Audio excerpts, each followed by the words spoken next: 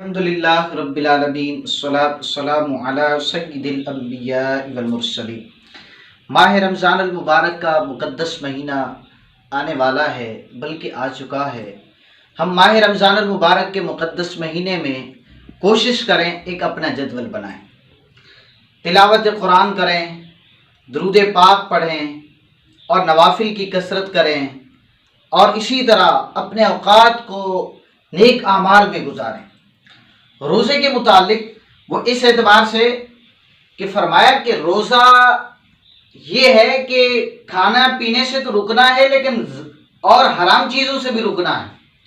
مثلا جھوٹ بولنا ہے، غیبت کرنی ہے، اور بہت ساری چیزیں ایسے گناہ ہوتے ہیں ہم روزے کی حالت میں کر رہے ہوتے ہیں، ان چیزوں سے بھی بچنا، یہ بھی روزہ کہلاتا ہے۔ حقیقتاً روزہ یہی ہے۔ کچھ دن پہلے میں داتا علی حجویری رحمۃ اللہ علیہ کے حوالے سے قول پڑھ رہا تھا، آپ نے فرمایا کہ روزے کی حقیقت یہ ہے کہ ہم اپنے تمام اعضاء کا بھی یعنی روزہ رکھیں، ہاتھ کا بھی روزہ ہو، ہماری آنکھوں کا بھی روزہ ہو، پاؤں کا بھی روزہ ہو۔ ہاں، اس کا روزہ کیسے ہو سکتا ہے؟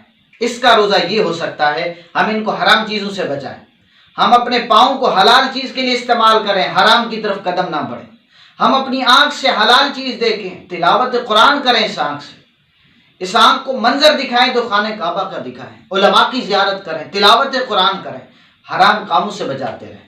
اسی طرح یہ ہاتھ ہیں، ہاتھ کو بھی اللہ تعالیٰ کی عبادت کے اندر استعمال کریں، پھر دیکھیں زندگی کا مزہ آتا ہے، پھر روزے کا ذوق ملتا ہے۔ اللہ تعالیٰ سے دعا ہے کہ مجھے اور آپ کو بھی اس پر عمل کی توفیق عطا فرمائے، آمین ثم آمین۔